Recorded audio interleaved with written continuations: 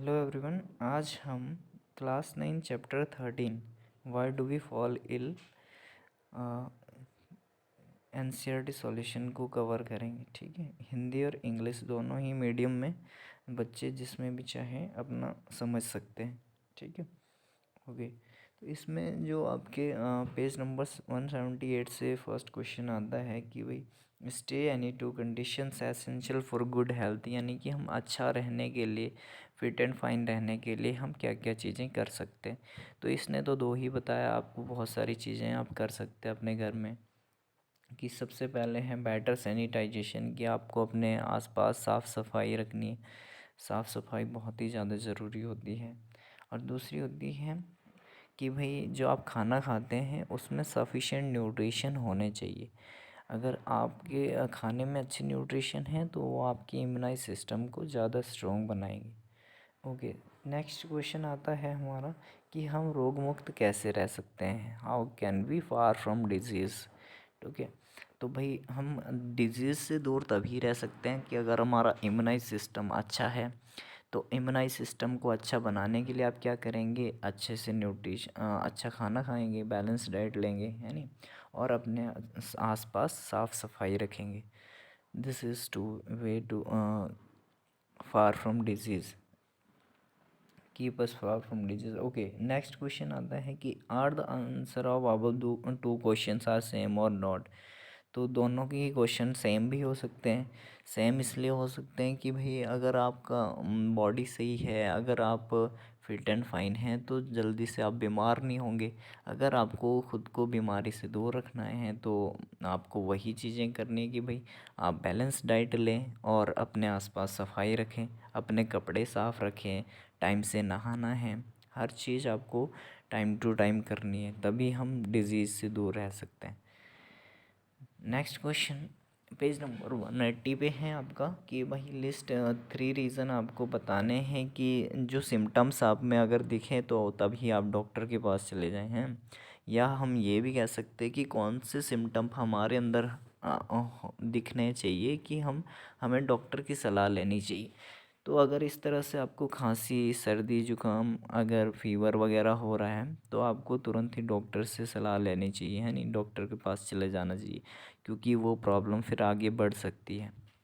तो जब प्रॉब्लम छोटी होती है तब भी उसको हमें डॉक्टर को दिखा देना चाहिए। ठीक है, ओके। नेक्स्ट क्वेश्चन में आता है कि अगर आप पीलिया से ग्रस्त हैं या आपके शरीर में जुएँ हैं या मुहासे हैं, तो इन तीनों में से कौन सी प्रॉब्लम ज़्यादा क्रिटिकल हो सकती है। तो प्रॉब्लम जैसे जुएँ हैं और मुहासे है, दोनों कॉमन प्रॉब्लम होती है। इसमें हमारी बॉडी को कोई ज़्यादा बैड इफ़ेक्ट नहीं होता है, बहुत ही कम, और इसका एक शॉर्ट ट्रीटमेंट है जिससे ये सही भी हो जाते हैं। लेकिन अगर आपको जॉन्डिस है तो आपको डॉक्टर की सलाह ज़रूर लेनी चाहिए और उसका पूरा ट्रीटमेंट आपको लेना चाहिए ताकि वो जल्दी से ठीक हो जाए। नहीं तो हमारे बॉडी पे वो बैड इफ़ेक्ट डाल सकता है, नहीं, हमारे ऑर्गन्स को वो ख़राब कर सकता है, डैमेज कर सकता है। ओके, नेक्स्ट क्वेश्चन आता है कि भाई अगर डॉक्टर के पास आप चले जाते हैं, अगर आप बीमार हैं, तो वो आपको ऐसा खाना खाने के लिए बताते हैं कि जो जल्दी से डाइजेस्ट हो जाता है। ऐसा क्यों होता है? तो ऐसा इसलिए होता है कि भाई जब हम बीमार होते हैं तो एक तो हमारा इम्यूनाइज सिस्टम वीक हो जाता है, उस टाइम हमारा डाइजेशन सही से काम नहीं करता है। तो होता क्या है कि तब डॉक्टर बताते हैं कि जो अच्छे से पच जाता है खाना उसको आपको लेना चाहिए, जो इजीली पच जाता है, ताकि हमारे ऑर्गन्स जो हैं, हमारे डाइजेशन सिस्टम में, उसको ज़्यादा वर्क ना करना पड़े। अगर वो ज़्यादा वर्क करेगा तो फिर वो ख़राब भी हो सकते हैं, वो डैमेज हो सकते हैं, इसलिए वो ऐसे खाने खाने के लिए आपको एडवाइस करता है। ठीक है ना, okay. Next question from the same page, what are the different means by which infected disease are spread. कि भाई जो बीमारियां हैं वो कैसे फैलती है, जो कम्युनिकेबल डिजीज़ है वो कैसे फैलती है। तो कम्युनिकेबल डिजीज़ फैलने के बहुत सारे तरीके हैं। जैसे हवा से वो फैल सकती है, आप लोग बातें कर रहे हैं, हाथ मिला रहे हैं, तो इससे क्या है, कम्युनिकेबल डिजीज़ फैल जाती है, क्योंकि जो वायरस है वो हवा से क्या कर सकते हैं, ट्रैवल कर सकते हैं। और पानी के द्वारा, है नी, बाई वाटर। वाटर से कैसे, अगर हम एक दूसरे का जूठा पानी पी रहे हैं तो भी क्या है, इन्फेक्टेड पर्सन से एक हेल्दी पर्सन में वो वायरस जा सकते हैं और उसको भी बीमार कर सकते हैं। फिर आता है लैंगिक क्रियाओं द्वारा, यानी कि अगर आप सेक्सुअली कांटेक्ट में आ रहे हैं तो अगर आपका पार्टनर बीमार है तो 90% चांस है कि आप भी बीमार हो सकते हैं। फिर है रोग वाहकों द्वारा, some carriers are also spread diseases like house fly and mosquito. ये कुछ इंसेक्ट है जो जिनको बोलते हैं कैरियर एजेंट, ये बीमारियां फैलाने का काम करते हैं, ठीक है ना। Okay, next question is what precaution you would take in school reduce infectious disease. कि आप अपने स्कूल में अगर संक्रमण रोग हैं, किसी भी बच्चे पे संक्रमित रोग है, तो आप वहाँ पे ऐसी क्या व्यवस्था कर सकते हैं कि इन्फेक्टियस डिजीज़ है वो ना फैले, उसको रिड्यूस करने के लिए क्या क्या तरीके। बहुत सारे तरीके भाई, आपको अपने स्कूल की साफ़ सफाई रखनी है, ठीक है। टॉयलेट्स वहाँ के साफ़ होने चाहिए, वहाँ का जो पानी है पीने का वो बहुत साफ़ होना चाहिए, ठीक है। बच्चों को बैठने के लिए अच्छी से व्यवस्था होनी चाहिए, ज़मीन पे बच्चे ना बैठे, क्योंकि ठंड का मौसम है तो भाई ठंड लग सकती है इजीली।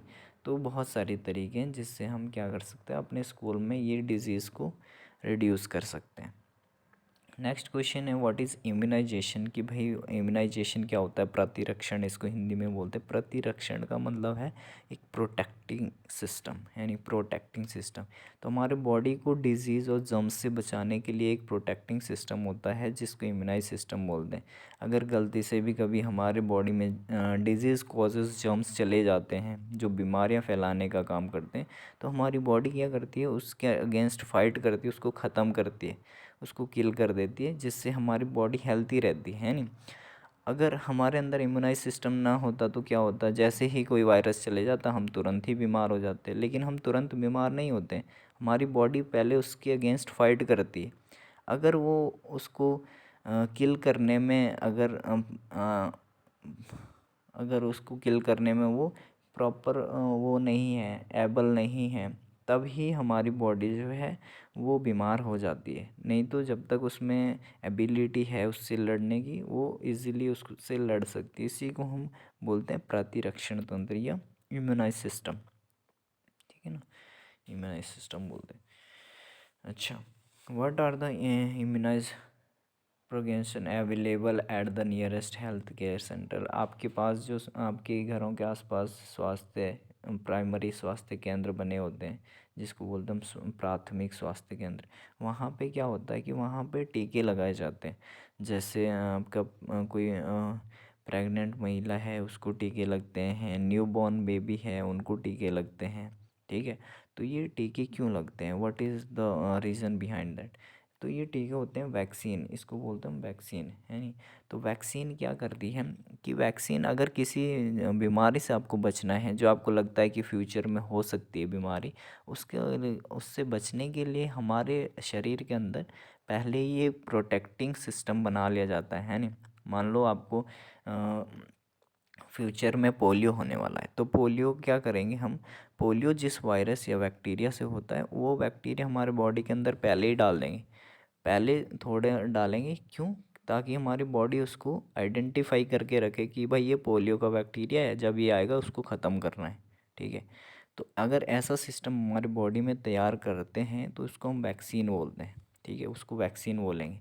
तो जब भी हम पोलियो से ग्रसित हो जाते हैं, हमें पोलियो हो जाता है, तो वो हमारी बॉडी उसके सारे के सारे कॉजेज एजेंट को आइडेंटिफाई करके किल कर देगी और हमें पोलियो से जल्दी ठीक कर देगी, है नहीं। तो ऐसे ऐसे बहुत सारे टीके लगाए जाते हैं आपके हेल्थ केयर सेंटर। डीपीटी का टीका लगता है डिप्थेरिया और टिटनेस के लिए, है नहीं। वैसे पोलियो का टीका लगता है, पल्स पोलियो आपके घरों में भी पिलाने के लिए आते हैं, 5 साल से छोटे बच्चों को पिलाया जाता है। अलग अलग टीका अलग अलग एज में दिया जाता है, तो ये आप यहाँ से देख सकते हैं। फिर आते हैं कि भाई डॉक्टर अपने आप को कैसे बचाते हैं, कि उनके पास इतने रोगी आते हैं फिर भी वो ठीक रहते हैं। तो वो सैनिटाइजेशन का बहुत ज़्यादा ध्यान रखते हैं, उनको साफ़ सफाई बहुत, मतलब वो उस चीज़ का ध्यान रखते हैं, अपने कपड़े साफ़ रखते हैं, ग्लव्स पहने रहते हैं, मास्क पहने रहते हैं, ठीक है।